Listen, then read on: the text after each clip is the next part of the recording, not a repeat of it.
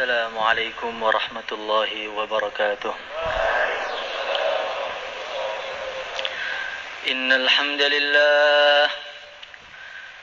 الحمد لله نستعينه ونستغفره ونؤمن به ونتوكل عليه ونعوذ به من شرور أنفسنا ومن سيئات أعمالنا.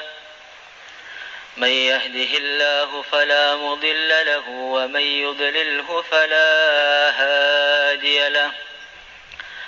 أشهد أن لا إله إلا الله وحده لا شريك له وأشهد أن سيدنا ومولانا وحبيبنا محمدا عبده ورسوله. اللهم صل وسلم وبارك على سيدنا محمد وعلى آله وأصحابه والتابعين لهم بإحسان إلى يوم الدين. أما بعد، فقد قال الله تعالى في كتابه الكريم: قل بفضل الله وبرحمته فبذلك فليفرحوا هو خير مما يجمعون. وقال عليه الصلاة والسلام: كل أمتي يدخلون الجنة إلا من أبى. قيل ومن يأبى يا رسول الله صلى الله عليه وسلم؟ قال: من أطاعني دخل الجنة ومن عصاني فقد أبى. Para hadirin yang dimuliakan oleh Allah Subhanahu wa taala, sudah menjadi wataknya manusia, tabiatnya manusia, dia ini akan sungguh-sungguh dalam satu amal ketika dia mengetahui kehebatan dan keistimewaan yang memerintahkan amal. Kalau kita di tengah-tengah malam tidur, kemudian dibangunkan oleh teman kita, ayo bangun, bangun. Tentu kita akan malas untuk bangun. Karena kita tahu dia tidak punya kelebihan apa-apa, itu teman saya, umurnya sama dengan saya, maka saya tidak wajib taat dengan dia. Tapi kalau yang membangunkan itu orang tua kita, maka tentu kita ini akan ada lebih semangat untuk menuruti perintahnya. Karena kita tahu dia begitu banyak jasanya kepada saya, mendidik saya, menafkahi saya sejak kecil. Maka dia berdiri menuruti perintah orang tuanya. Tapi kalau tengah-tengah malam tiba-tiba seseorang dapat suatu surat, ditulis di situ, Tuan, nanti hari Senin Tuan dipanggil oleh Presiden untuk datang ke Jakarta sana. Maka mulai dapat surat itu dia sudah nggak bisa tidur. Aduh, dipanggil Presiden ini saya harus pakai baju apa? Saya harus pakai celana bagaimana? Cara ngomong yang benar, jangan-jangan salah. Kalau salah saya dihukum bagaimana? Bingung selama 3 hari sampai hari Senin dia nggak bisa tidur sama sekali. Karena dia paham yang manggil saya ini bukan orang biasa. Yang manggil saya ini pimpinan satu negara yang memiliki pasukan, memiliki kerajaan yang begitu hebat. Nah, tadi ketika maghrib kita mendengar hayya 'alas shalah. Bagaimana perasaan hati kita ketika itu? Apakah ketika mendengar hayya 'alas shalah hati kita bergetar, ini dipanggil oleh Allah Subhanahu wa taala, Tuhan semesta alam yang memiliki langit, memiliki bumi? Apa ketika kita mendengar hayya 'alas shalah kita lanjutkan ngopinya sampai mau qomat? Hadirin yang dimuliakan oleh Allah Subhanahu wa taala, ini menunjukkan kita belum kenal siapa Allah Subhanahu wa taala. Kalau kita melihat bagaimana makhluk-makhluk yang mengenal Allah Subhanahu wa taala, ketika bumi dan langit dipanggil oleh Allah Subhanahu wa taala. Faqala laha walil ardi itiya taw'an aw karha qalata ataina ta'in. Jadi langit yang begitu besar dengan bumi yang begitu besar, 7 peta langit ini dipanggil oleh Allah Subhanahu wa taala. Maka langit dan bumi ini datang dengan begitu ketakutan. Qalata ataina ta'in, ya Allah, saya datang kepada Engkau dengan taat 100% ya Allah. Maka ada satu malaikat itu yang nyeletuk. Ya Allah, seumpama ketika Engkau panggil bumi dan Engkau panggil langit, tiba-tiba mereka berdua enggak mau datang. Ma kunta sani'an bihima, kira-kira Engkau akan apakan bumi dan langit itu? Maka Allah Subhanahu wa taala berfirman, kuntu amiran dabatan min dawabi fatabtali'ahuma. Kalau bumi dan langit enggak mau datang, akan saya datangkan makhlukku. Akan saya datangkan satu makhlukku yang bisa memakan sekali makan bumi dan langit dua-duanya. Malaikat kaget, ya Allah, Engkau punya makhluk yang lebih besar daripada langit dan bumi ya Allah. Hewan apa itu ya Allah? Di mana sekarang itu hewannya ya Allah? Maka Allah berfirman, fi marjim min muruji. Sekarang hewan raksasa yang akan memakan bumi dan langit jika mereka enggak datang itu, saya letakkan berada di salah satu padang rumput dari padang rumput-rumputku. Kalau satu hewan saja bisa memakan langit dan bumi, kalau 1000 hewan seberapa tempat padang rumputnya? Lah, itu satu padang rumput, kalau 1.000.000 padang rumput, di mana letaknya itu? Maka malaikat-malaikat Allah Subhanahu wa taala ini tahu betul bagaimana kehebatan Allah. Maka di hari kiamat ada malaikat-malaikat yang Nabi sabdakan, ma baina syafrai ainaihi masiratu mi'ati am. Ada malaikat-malaikat yang besar-besar yang antara jarak kedua matanya ini jarak seperti 100 tahun perjalanan. Raksasa-raksasa yang begitu besar antara kedua matanya saya seperti itu, bagaimana kakinya, bagaimana dadanya. Saat itu di depan Allah Subhanahu wa taala mereka seperti anak kecil yang sedang kedinginan. Karena mereka tahu siapa Allah Subhanahu wa taala. Maka malaikat-malaikat itu aneh melihat manusia ini. Dipanggil Allah Subhanahu wa taala, tenang, Masya Allah, begitu hebatnya manusia di bumi ini. Bahkan dalam kitab Ihya diceritakan Rasulullah sallallahu alaihi wasallam beliau berjumpa dengan malaikat Jibril. Wahai Jibril, tampakkan bentuk aslimu. Ya Rasulullah sallallahu alaihi wasallam, kok enggak akan kuat? Saya ingin melihat sekali saja, tampakkan. Maka betul ketika malaikat Jibril menampakkan bentuk aslinya, Nabi enggak kuat, langsung pingsan. Setelah Nabi bangun, wahai Jibril, ternyata bentukmu begitu besar sekali, mengerikan sekali. Malaikat Jibril senyum, ya Rasulullah sallallahu alaihi wasallam, kaifa idza ra'aita Israfil? Ini belum ada apa-apanya dengan malaikat Israfil ya Rasulullah sallallahu alaihi wasallam. Israfil itu kepalanya bagian atas di arsy, sedangkan ujung kakinya di bawah bumi. Lah malaikat yang begitu besar itu ketika mendengar Allah itu mengecil-mengecil sampai kal usfuril qadim, kal usfuris shaghir, seperti burung pipit yang sedang kedinginan. Kenapa seperti itu? Karena mereka tahu siapa Allah Subhanahu wa taala. Hadirin yang dimuliakan oleh Allah Subhanahu wa taala. Maka nanti di akhirat ketika hari kiamat Allah datangkan para nabi, para rasul, mereka begitu ketakutan. Yauma yajma'u Allahu ar-rusula fayaqulu madza ujibtum? Qalu la ilma lana innaka anta 'allamul ghuyub. Ketika para nabi yang pertama kali dipanggil, wahai para nabi, gimana tanggapan umatmu ketika kamu berdakwah di dunia dulu? Saking takutnya para nabi kepada Allah, pertama kali nggak bisa jawab, ilmunya hilang semuanya. La ilma lana, ya Allah saya sudah lupa semua, nggak tahu ya Allah dulu gimana di dunia itu, gimana nggak tahu.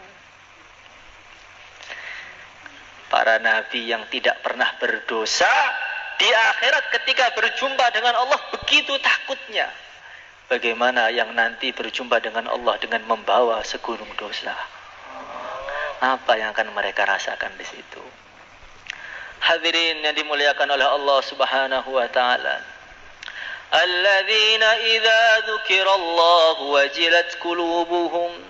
Orang-orang yang ketika mendengar Allah hati mereka bergetar. Ini siapa ini? Orang yang mana benar-benar kenal dengan Allah Subhanahu wa taala. Kenapa kita ini ketika mendengar Allah hati kita kok biasa saja? Bahkan mendengar Allah bisa sambil tidur. Bahkan mendengar Allah bisa pura-pura nggak dengar. Jadi ada orang baca Quran bisa pura-pura nggak dengar sambil main HP. Gimana itu? Masya Allah. Hadirin yang dimuliakan oleh Allah Subhanahu wa taala. Maka dulu kalau orang itu betul-betul kenal kepada Allah Subhanahu wa taala, dia ini akan betul-betul hati-hati dalam amal itu, hati-hati.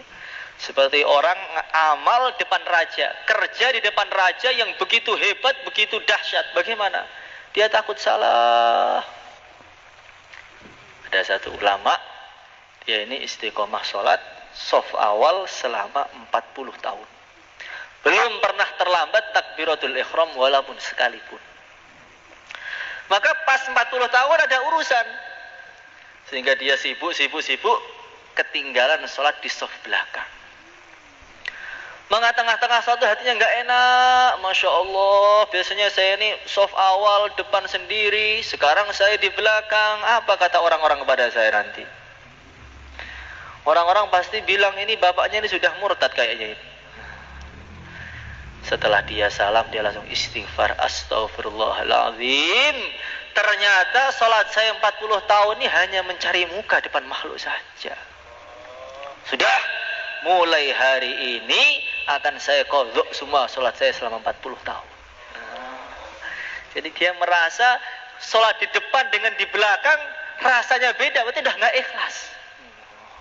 Sudah, saya qadha semua. Kalau kita bagaimana? Sama juga Pak, saya depan belakang sama aja. Saking nggak kenalnya dengan Allah Subhanahu wa taala. Nggak sholat juga biasa aja. Hadirin yang dimuliakan oleh Allah Subhanahu wa taala. Orang kalau tahu keagungan Allah, kehebatan Allah Subhanahu wa taala, maka dia ini akan takut dengan satu dosa. Dalam Minhajul Abidin diceritakan ada satu ulama, dia ini duduk ngelamun. Orang itu kalau melamun biasanya otaknya kemana-mana, putar seret gitu. Ketika dia ngelamun, nggak zikir, tiba-tiba terbesit ingin maksiat. Saya kok ingin melakukan ini, melakukan itu. Maka dia mengatakan astaghfirullahaladzim. Racun itu buruk, pengen makan racun juga sudah buruk. Maksiat itu buruk, pengen maksiat sudah buruk. Minum baikon itu buruk. Saya kok pengen minum baikon, buruk apa enggak? Buruk, udah gila itu. Maka dia lepas bajunya, dia datang di tengah padang pasir yang begitu panas, berguling-guling. Dia mengatakan, "Dzuqi fa innan nara ashaddu harra." Hei tubuhku, kamu kok berani ngajak saya maksiat tuh, emang kamu sudah kuat nanti dibakar di neraka ini. Dibakar di sini, guling-guling sudah kepanasan, bagaimana di neraka nanti? Apa tubuhmu sudah kuat banting-bantingan dengan malaikat Malik, sudah kuat apa belum? Masya Allah, dia caci dirinya. Jifatun billail, battalatun bin nahar. Kamu itu kalau malam sukanya tidur saja, pagi juga nggak mau ibadah, kayak bangkai aja kamu. Masya Allah, itu baru pengen maksiat langsung dihukum. Ini ulama-ulama yang betul-betul tahu bagaimana kalau hubungan dengan Allah itu rusak. Maka dulu ada kiai di Jawa, dia beli kasur baru. Kalau orang punya kasur, yang biasanya nggak di kasur, tidur di kasur kan enak. Sehingga malam tidur di kasur empuk, enak sampai pagi nggak tahajud. Maka subuh kaget, astagfirullahaladzim, ini kasur sudah merusak hubungan saya dengan Allah. Dikeluarkan, dibakar langsung. Jadi kalau ada yang merusak hubungan dengan Allah, malam kok ketiduran nggak tahajud, alasnya dibakar. Bagaimana? Kok ganas men, Pak? Sekali-kali ganas ya. Hadirin yang dimuliakan oleh Allah Subhanahu wa taala. Orang yang tahu kehebatan Allah, keagungan Allah Subhanahu wa taala, maka dia ini nggak akan pernah puas dengan dirinya, dengan amalnya. Kalau orang nggak kenal kehebatan Allah kan sudah puas. Saya ini sudah pernah 4 bulan 5 kali, jalan kakinya 3 kali. Saya ini adalah karkun yang pertama kali khurut di Magetan. Itu desa itu yang buka saya, semua kebaikannya ingat semuanya. Ini karena dia itu belum mengenal Allah Subhanahu wa taala. Kalau orang sudah mengenal Allah, dia itu nggak akan berani membanggakan amalnya. Itu Sayyidina Abdullah bin Mubarak, seorang wali, seorang ulama, jihad habis-habisan. Hari-hari apa kerjaannya? Kerjaannya itu mencaci dirinya sendiri. Dia mengatakan, taqulina mithla qaulaz zahidin wa ta'malina 'amalal munafiqin wa fil jannati tatma'in. Hayhata hayhata inna lil jannati qauman akharin wa lahum a'malun ghairu ma ta'malin. Dia menasihati dirinya sendiri. Orang itu kalau dinasihati orang lain kan hatinya biasanya dongkol. Kamu juga enggak. Tapi kalau menasihati diri sendiri kan enggak akan marah. Dia mengatakan, taqulina mithla qaulaz zahidin. Hei Ibnu Mubarak, kamu itu kalau lagi bahaya tuh kayak wali-wali aja. Kalau lagi pakai serban, lagi khurut fisabilillah, lagi naskil orang itu kayak seperti wali turun dari langit saja kamu itu. Ngomongnya neraka, surga, neraka, amal, pahala, maksiat dibuang semua. Masya Allah. Tapi wa ta'malina 'amalal munafiqin. Tapi amal kamu tuh kok nggak sesuai ya dengan bicara kamu. Amalmu kok mirip dengan orang munafik itu. Kalau sholat males, tidak ingat Allah illa qalila.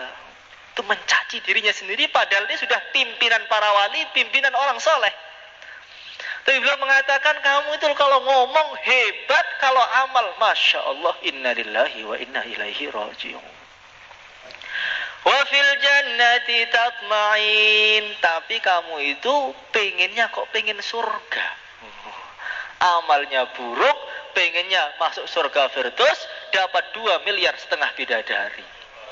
Hayhata hayhata hayhata, jauh. Kamu amalnya ke timur, pengennya ke barat, nggak nyambung. Kamu tuh nggak nyambung. Innal jannati qauman akharin. Wahai Ibnu Mubarak, ketahuilah surga itu sudah ada penghuninya, calon-calon penghuni sudah ada. Dan amal mereka tidak sama dengan amal kamu. Mereka zikir, kamu menggunjing orang. Mereka sholat, kamu malah baring-baring. Kan beda. Kok pengen masuk surga yang sama itu bagaimana itu? Ini kalau orang sudah tahu kehebatan Allah, tahu kekuasaan Allah, dia nggak akan pernah puas dengan dirinya, khawatir kurang terus. Hadirin yang dimuliakan oleh Allah Subhanahu wa taala. Kalau orang merenungi keagungan Allah, merenungi kehebatan Allah, dia akan ingat akhirat. Alladzina yadhkuruna Allah qiyaman wa qu'udan wa 'ala junubihim. Orang-orang yang ketika berdiri, duduk, baring, mereka selalu ingat kepada Allah. Wa yatafakkaruna fi khalqis samawati wal ard. Mereka itu ketika melihat pemandangan, bukan melihat indahnya pemandangan itu, tapi mengingatkan mereka pada Allah. Kita sering jalan-jalan di tempat yang indah. Supaya apa? Supaya matanya seger. Cari tempat-tempat yang indah supaya apa? Capek Pak, butuh hiburan sekarang. Tapi kalau mereka ini tidak melihat langit, melihat bumi, mereka langsung merenung. Ini langit yang begitu besar, ada bintang-bintang, ada bulan, di bumi begitu banyak macam-macamnya, isinya, orangnya, sifatnya, warnanya. Ada yang putih, ada yang hitam, ada yang muegel nih, ada yang nyeneng nih, macam-macam. Enggak mungkin Rabbana ma khalaqta hadza batila, enggak mungkin Allah nyiptakan semua kita yang ada di sini enggak ada tujuan, enggak mungkin. Allah bikin ini kasar, ini lembut, ini ada langit, ada hewan, ada yang nyakot, ada yang gigit. Ini enggak mungkin Allah menciptakan main-main, itu enggak mungkin. Ini pasti Allah menciptakan alam semesta ini ada tujuannya, menguji manusia yang lulus masuk surga, yang gagal akan dibuang ke neraka.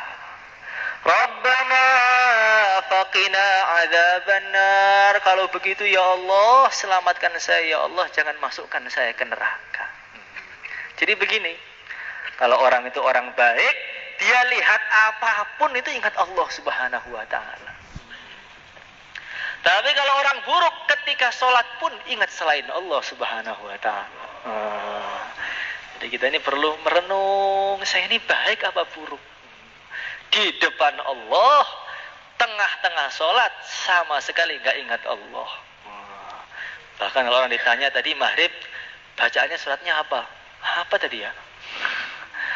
Lupa, saking tawajuhnya itu. Masya Allah, saking tawajuhnya kepada selain Allah Subhanahu wa ta'ala. Hadirin yang dimuliakan oleh Allah Subhanahu wa taala. Dan nanti kalau orang itu sudah ingat akhirat, dia tidak akan pernah menunda-nunda amal. Dulu itu ada seorang pasangan suami istri. Dia ini ibadah nggak pernah capek selama 40 tahun. Maka ulama-ulama ini datang sowan kepada dia. Kami ini ilmunya banyak, tapi kenapa kami kok kalah ibadah dengan kamu tuh? Jopo kamu tuh apa? Jimatnya itu apa? Obatnya itu apa? Maka pasangan suami istri tadi mengatakan, Tuan, saya ini dengan istri saya adalah pengantin baru 40 tahun yang lalu.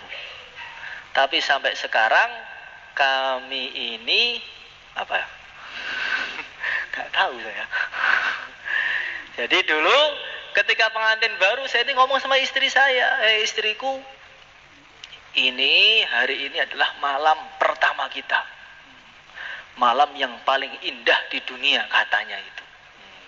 Katanya loh, katanya. Saya belum tahu soalnya, jadi katanya. Makanya, tapi saya khawatir kalau malam ini bukan malam pertama, tapi malam ini justru malam terakhir kita di dunia. Kalau kita malam ini hanya main-main sampai pagi, nanti pagi kalau meninggal gimana? Katanya begitu. Bagaimana istriku? Kalau malam ini kita nggak aja, sholat sampai subuh saja. Saya imamnya, kamu makmumnya. Katanya kamu siap jadi makmum ya? Sekarang makmum sholat sampai subuh. Gimana? Siap apa enggak? Istrinya solehah, siap sampai subuh kita sholat. Langsung sholat sampai subuh. Setelah subuh suaminya mengatakan, hei istriku, jangan-jangan pagi ini pagi yang terakhir juga. Gimana kalau pagi ini kita puasa saja, kita tunda aja malam pertama, pagi pertamanya.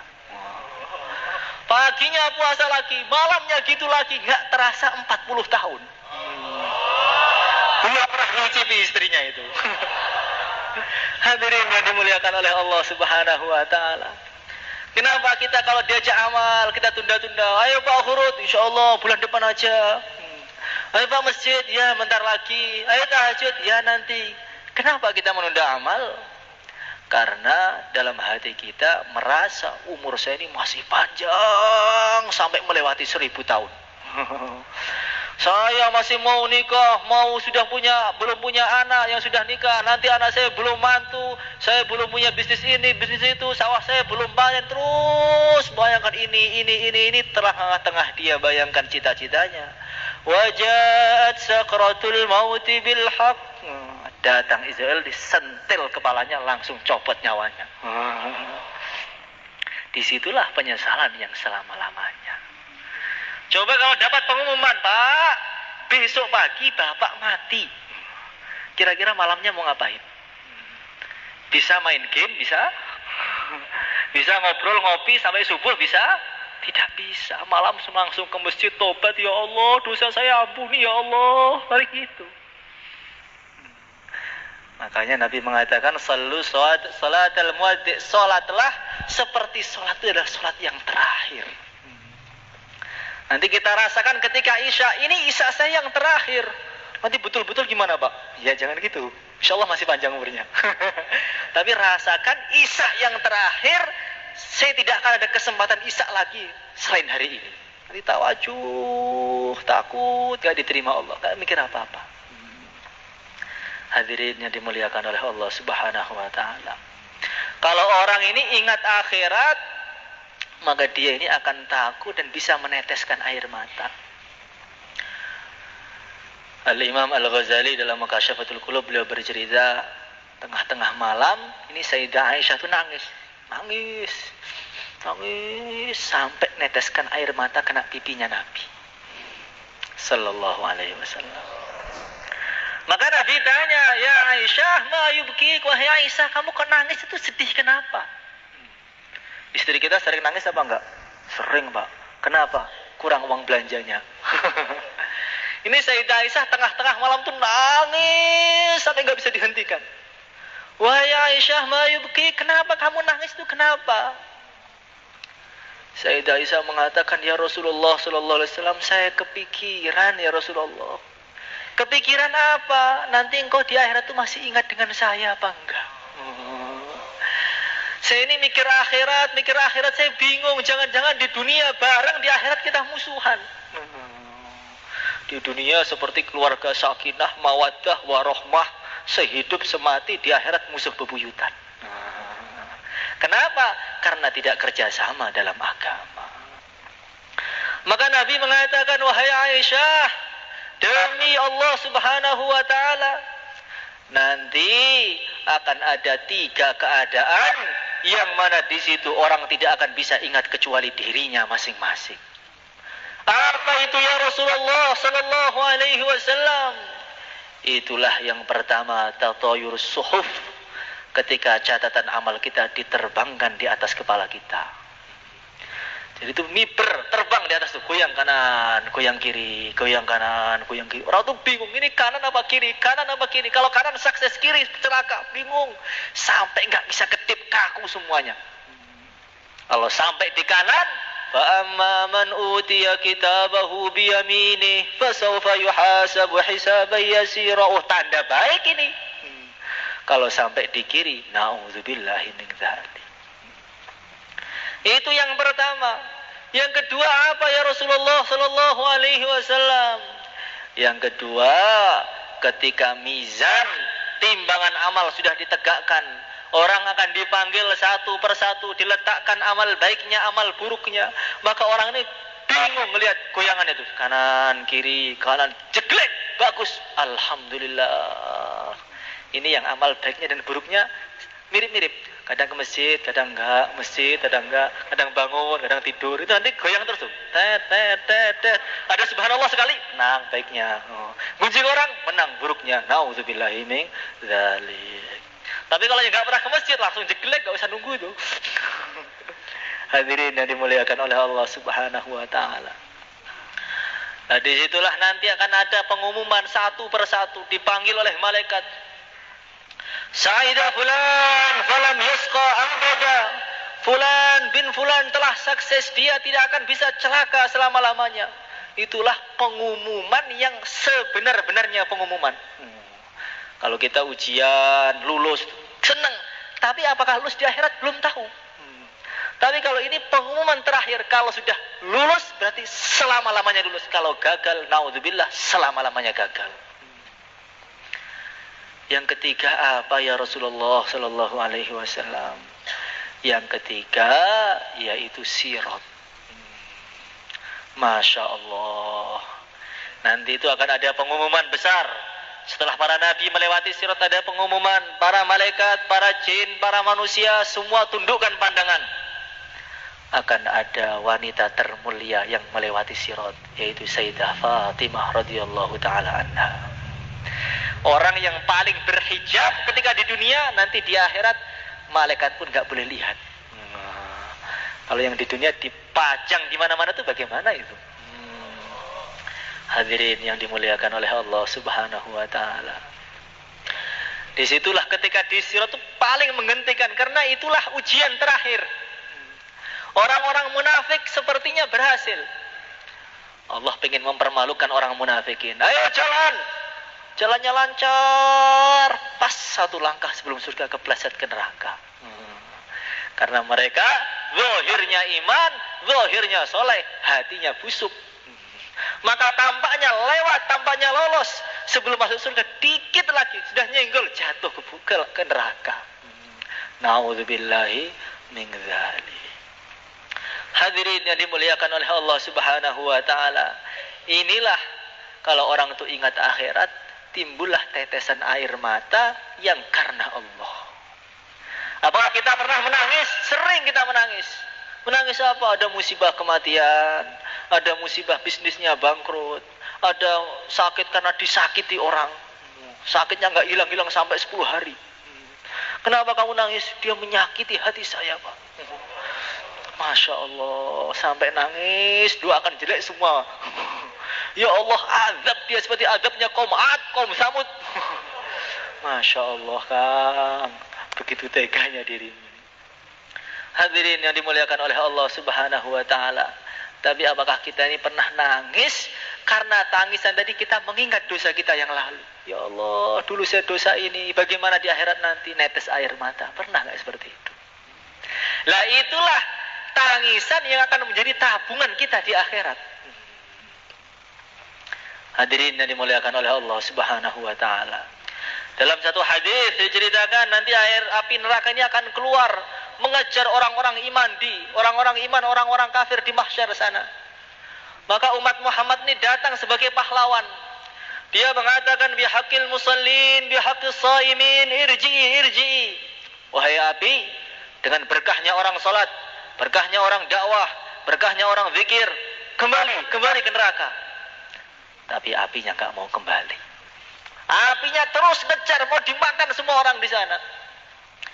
Maka malaikat Jibril datang membawa satu gelas. Ya Rasulullah sallallahu alaihi wasallam, ini ada gelas, engkau perciki itu api dengan isi gelas itu. Diambil satu tetes, dilemparkan, langsung padam api neraka. Ya Jibril, ma hadzal ma? Ya Jibril, ini air apa? Wahai Jibril, kok sakti sekali air apa ini? Maka malaikat Jibril mengatakan, hadza ma'u dumu'i usati ummatika alladzina baqaw min khasyatillah. Ini adalah air mata dari tangisan umatmu yang ahli maksiat. Mereka tobat saking takutnya pada Allah. Itu mahal sekali. Masya Allah. Kalau saya nggak pernah bikin dosa, saya tangisi apanya? Yang ditangisi perasaan itulah perlu ditangisi. Perasaan nggak punya dosa itu perlu ditangisi, karena berarti dia menentang Allah hari-hari nggak merasa. Hadirin yang dimuliakan oleh Allah Subhanahu wa taala. Orang kalau mengingat keagungan Allah, kehebatan Allah, mengingat nikmat-nikmat Allah, dia ini akan ikhlas di dalam amal. Al-Imam Al-Ghazali beliau mengatakan, coba kamu renungi ayat ini. Allahul ladzi khalaqa sab'a samawati wa minal ardi mithlahun yatanazzalu al-amru bainahunna lita'lamu anna Allah ala kulli syai'in qadir wa anna Allah qad ahata bi kulli syai'in ilma. Kamu renungi ayat ini, kata Imam Ghazali. Allah berfirman, wahai hambaku, saya ciptakan 7 petala langit yang begitu besar, begitu dahsyat, berapa banyak isinya itu. Saya ciptakan 7 lapis bumi yang begitu besar yang kamu lihat ini semua. Semua alam semesta yang begitu besar ini saya ciptakan untuk siapa? Saya ciptakan hanya dan hanya untuk kalian lita'lamu anna Allah ala kulli syai'in qadir, supaya kalian tuh ingat kepada saya, mengenal siapa saya ini, wahai hambaku. Tapi kenapa sekarang amalmu bukan hanya untuk saya? Alam semesta saya ciptakan untuk kalian, untuk kamu saja. Tapi kenapa amal kalian bukan hanya untuk saya? Kalian kirim zikirnya untuk Allah dan untuk tetangga dan untuk orang-orang yang melihat kita. Kita kirim dakwah kita untuk siapa? Karena Allah dan karena dorongan istri. Kenapa kok kalian amal bukan hanya untuk saya? Bahkan kalian lebih gembira ketika mendapatkan pujian makhluk dibanding pahala dari saya. Ayo gimana? Bayarnya dapat berapa tadi? Dapat pahala, bukan itu. Uangnya berapa? Masya Allah. Berarti lebih gembira mendapatkan gaji dari makhluk melebihi pahala dari Allah Subhanahu wa ta'ala. Akhirnya kita malu kalau begitu. Masya Allah, Allah menciptakan ini untuk saya, kenapa amal saya enggak untuk Allah? Kalau amalnya banyak lumayan, sudah sedikit dibagi-bagi lagi. Masya Allah. Hadirin yang dimuliakan oleh Allah Subhanahu wa ta'ala, maka sudah sepantasnya orang yang amal bukan karena Allah, amal karena makhluk, nanti di akhirat akan ada, dia ini akan mendapatkan dua fadihatan, akan dipermalukan dua kali. Yang pertama fadihatus sir, dia ini akan dipermalukan secara tertutup. Ketika kita sholat tadi maghrib, kemudian sekarang kita bayan, sekarang kita habis ini mau isya. Setelah amal, nanti amal kita ini akan dibawa malaikat naik ke langit. Mubtahiji nabi, malaikatnya gembira, masya Allah. Ini karpun jus habis sholat, habis zikir, dibawa ke langit, dilaporkan pada Allah Subhanahu wa ta'ala. Sampai di depan Allah, Allah berfirman, rudduhu ila sijjin fa innahu lam yuridni bih. Wahai malaikatku, amal dia buang ke neraka, karena dia tidak menghendaki aku dalam amalnya. Sehingga setiap naik dibuang, naik dibuang, naik dibuang, sampai malaikat itu hafal. Orang ini kalau amal mesti ditolak Allah. Sehingga dia di dunia itu kondang, ma'ruf, ini orang zuhud, alim, soleh, doanya kabul, makbul indallah. Tapi di sisi Allah, di sisi malaikat terkenal, dia ini adalah orang yang paling buruk dan belum pernah diterima amalnya oleh Allah. Ini namanya fadihatus sir. Fadihatus sir itu dipermalukan tapi nggak kelihatan. Dipermalukan tapi yang dipermalukan pede. Pede, masya Allah, sholatnya khusyuk sepertinya. Padahal di kalangan para malaikat sudah terkenal, ini adalah seorang yang selalu ditolak oleh Allah Subhanahu wa ta'ala. Yang kedua, orang yang riya ini akan mendapatkan fadihatul alaniyah, akan dipermalukan secara terbuka. Kapan itu? Nanti di akhirat. Akan dipanggil ulama yang hafid Quran, masya Allah, santrinya ribuan. Allah berfirman, alam u'allimka ma anzaltu ala rasuli. Hei hambaku, kamu dulu saya kasih ilmu, betul apa enggak? Betul ya Allah. Kamu apakan ilmumu itu? Ilmunya saya amalkan 24 jam. Quran saya baca, qara'tuhu ana al-laili wa atrafan nahar, satu hari satu hataman saya ini. Ini orang soleh betul ya Allah. Maka Allah berfirman, kadzabta, kamu bohong. Kamu dulu setiap kamu imam baca Quran, kamu itu pengen nyari nama dari makhluk fulanun qari. Dia itu suaranya bagus, Qurannya lancar, biar dapat undangan hataman, biar dapat amplop, ya kan? Nah, sekarang kamu minta pahala kepada orang yang kalian dulu amal karena mereka. Minta sana. La khalaqa lakal yaum. Hari ini enggak ada pahala dari saya. Minta sana. Didatangkan orang ahli jihad 4 bulan setiap tahun, 20 jam per hari. Jos betul itu. Gimana di dunia ya Allah? Semua pintu-pintu sudah saya datangi, dari pintu ke pintu, dari jendela ke jendela. Saya enggak pernah bernafas kecuali mengingat Allah Subhanahu wa ta'ala. Nafas saya isi dengan dakwah semua. Iman yakin 25 majelis, 2.500 majelis per hari. Maka Allah berfirman, kadzabta, kamu bohong. Kamu dulu job itu karena kamu supaya dikatakan dia ini adalah penanggung jawab yang hebat. Sudah dapat nama kan? Sudah. Dan pahala sudah kamu ambil di dunia, sekarang masuk ke neraka sana. Maka Nabi Muhammad langsung memukul pahanya. Beliau mengatakan, ulaika awwalu khalqin yush'aru bihim naru jahannam. Mereka itu adalah makhluk-makhluk yang mana Allah Subhanahu wa taala masukkan pertama kali di neraka jahanam. Jadi di neraka jahanam itu yang masuk pertama kali siapa? Orang-orang yang amal bukan karena Allah.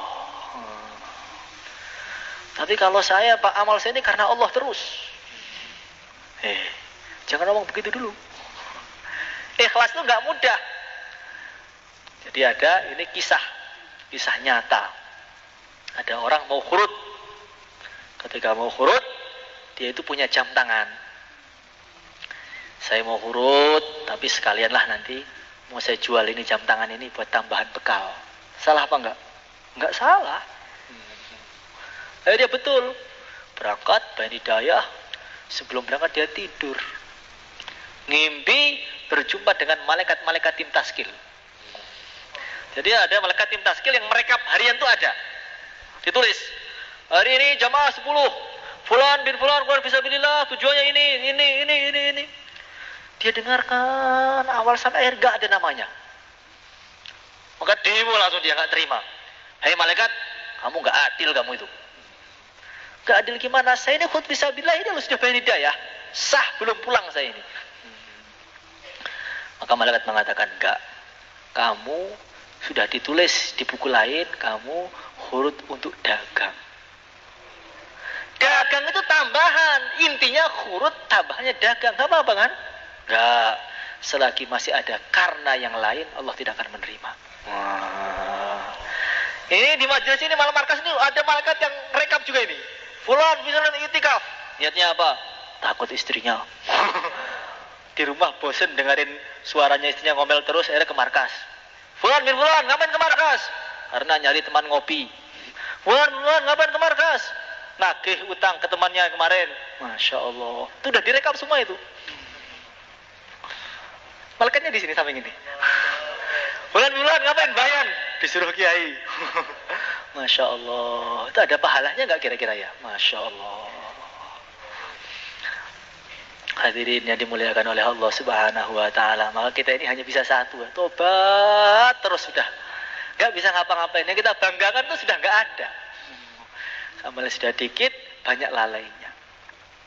Hadirin yang dimuliakan oleh Allah Subhanahu wa taala. Yang terakhir, kalau orang itu selalu ingat kepada Allah, ingat nikmat-nikmat Allah, ingat rahmat Allah, akan timbul rasa cinta kepada Allah Subhanahu wa taala. Kita renungi bagaimana anugerah Allah Subhanahu wa taala. Datang Ashhurul Hurum. Datang Dzulqa'dah, Dzulhijjah, sekarang sudah Muharram. Masya Allah, ini bulan besar. Yang mana Nabi sabdakan, yang tanggal 10 Muharram itu melonggarkan keluarganya, akan dimudahkan rezekinya selama 1 tahun. Maka di Mesir sana ada masjid jami' namanya Masjid Amr bin As. Pas hari 10 Muharram ada orang pengemis. Karena dia dengar hadis ini, kalau orang melonggarkan saudaranya di 10 Muharram, nanti akan dilonggarkan oleh Allah rezekinya. Tapi dia nggak punya uang. Gimana cara melonggarkannya? Ada dia ngemis, Tuhan, saya ingin ngamalkan hadis tapi nggak punya uang, saya minta uang. Saya juga nggak punya. Datang lagi, ditolak puter, nggak ada yang mau ngasih. Sampai akhirnya ada satu orang, kamu ngapain ke sini? Saya ini hari penting, hari besar 10 Muharram ini, saya pengen minta uang untuk melonggarkan anak istri saya biar dapat fadilahnya 10 Muharram. Maka orang tadi mengatakan, ya, datang ke rumah saya, ayo ikut saya. Diantar ke rumah, sampai rumah tuh kaget. Kenapa? Ternyata yang diminta itu lebih miskin daripada yang meminta. Nggak ada apapun, di rumahnya kosong, blong. Dia hanya punya satu harta, yaitu baju dan sarungnya saja. Akhirnya dibuka itu bajunya, tinggal pakai sarung. Dibuka, Tuhan sudah, saya hanya punya satu ini untuk kamu. Maka pengemis langsung doa, ya Allah, sebagaimana dia memberi baju saya, berilah baju dia dari surga, ya Allah. Akhirnya malam itu tidur pakai sarung doang. Masya Allah, tidur. Tengah-tengah dia tidur, mimpi ketemu satu makhluk aneh. Apa itu? Melihat satu wanita yang begitu cantik sekali. Saking cantiknya itu sampai bibirnya itu kaku. Kalau orang cantiknya nanggung masih bisa ngomong kan, wahyu men kuwi, berarti belum cantik itu. Kalau sudah cantik nggak bisa ngomong gitu. Dia kaku lihat tuh, masya Allah, ini seperti, masya Allah, seperti apa, bingung itu sifatnya itu. Ketika sudah dekat, orang tadi negur, Kang, kamu tahu nggak siapa saya? Nggak tahu, kamu siapa? Saya ini adalah istri kamu. Kaget dia. Perasaan saya istri saya nggak kayak kamu loh. Masya Allah, istri saya itu nggak kayak begini modelnya itu, masya Allah. Iya, saya ini, nama saya ini adalah Ashura. Saya ini diciptakan oleh Allah untuk orang-orang yang sedekah ketika hari 10 Muharram. Dan kamu termasuk orang itu, maka saya diciptakan untuk kamu, wahai suamiku. Dan ini bukan kamu yang ngasih mahar, ini saya kasih hadiah kamu. Satu apel yang wanginya luar biasa. Ketika apelnya itu dibuka, isinya itu adalah baju-baju yang baru turun langsung dari surga. Maka apel itu wangi, dia kaget melihat bajunya itu sampai bangun. Ketika bangun itu aroma kamarnya sudah berubah menjadi wangi seperti wanginya dalam mimpi tadi. Maka nggak kuat, dia langsung angkat tangan, ya Allah, kalau memang dia itu istri saya, ya Allah, sudah nggak betah saya ingin jumpa dengan dia, matikan saya aja ya Allah. Langsung mati seketika. Gimana? Kalau istrinya dengar marah itu nanti. Itu fadilahnya orang sedekah dengan ikhlas dikit aja, masya Allah. Allah itu maha rahman, maha rahim. Orang yang mampunya ngasih pen, ngasih air satu teguk saja kalau ikhlas, Allah sudah berikan pada saya surga. Hadirin yang dimuliakan oleh Allah Subhanahu wa Ta'ala. Kalau kita renungi, masya Allah, rahmannya Allah itu begitu banyak sekali. Bahkan ada orang itu dibakar di neraka sudah ribuan tahun, sampai gosong, jadi areng. Tiba-tiba malaikat datang, fulan dan fulan dipanggil Allah. Kira-kira gimana? Gembiranya luar biasa, langsung loncat gelundung. Sowan pada Allah, ya Allah, ngepanggil saya, lari dua orang itu. Sampai di hadapan Allah Subhanahu wa Ta'ala, Allah berfirman, kalian berdua kembali ke neraka. Maka yang satu langsung lari ke neraka, loncat terjun ke neraka. Yang satu diam lemes. Allah berfirman, panggil lagi yang tadi, suruh sini. Hei hambaku, kamu saya suruh ke neraka, kamu sudah ngerasakan panasnya, kok langsung loncat kayak kamu pengen ke neraka aja? Enggak ya Allah, saya sudah kapok tentang engkau itu. Dulu di dunia engkau suruh sholat, gak sholat-sholat, engkau bakar gak habis-habis. Kalau sekarang tentang lagi, mau taruh neraka mana lagi saya nanti? Lah kalau kamu kenapa? Kalau saya, ya Allah, tadi saya seneng, saya punya persangkaan, engkau itu masukkan saya ke surga, ternyata kok ke neraka lagi, saya kecewa ya Allah. Ya, dua-duanya masuk surga semuanya. Jadi berharap pada Allah itu di akhirat masih ada manfaatnya. Gimana kalau di dunia? Kita ini masya Allah duduk di markas malam Jumat ya, harus husnudzon. Allah datangkan saya ke sini menunjukkan Allah itu cinta kepada saya. Karena Allah cinta kepada saya akan cinta kepada Allah, akan iktikaf malam ini. Bagaimana? Oh yang itikafnya kok gak, insya Allah enggak semua, kenapa itu? Hadirin yang dimuliakan oleh Allah Subhanahu wa taala. Kalau orang sudah cinta kepada Allah, nanti dia itu kesenangannya apa? Pengen jumpa dengan Allah. Maka ketika Nabi Ibrahim mau meninggal, datang malaikat Israel. Wahai Nabi Allah, Khalilullah. Kalau malaikat Israel itu kalau datang pada seorang soleh itu halus. Kalau orang ahli dosa ditarik, tarik lagi, balikan lagi, dibuat mainan tuh, krek gitu. Sampai 3 hari baru meninggal. Kalau orang soleh itu sowan, wahai Nabi Allah, Allah perintahkan saya untuk nyabut nyawa engkau, gimana? Bentar, takut malaikat Israel. Balik lagi pada Tuhanmu, pada Allah, Tuhan, pada Allah. Katakan Nabi Ibrahim pesan, hal ra'aita khalilan yumitu khalilahu. Katakan, kata Ibrahim, apakah ada seorang kekasih yang tega mematikan kekasihnya?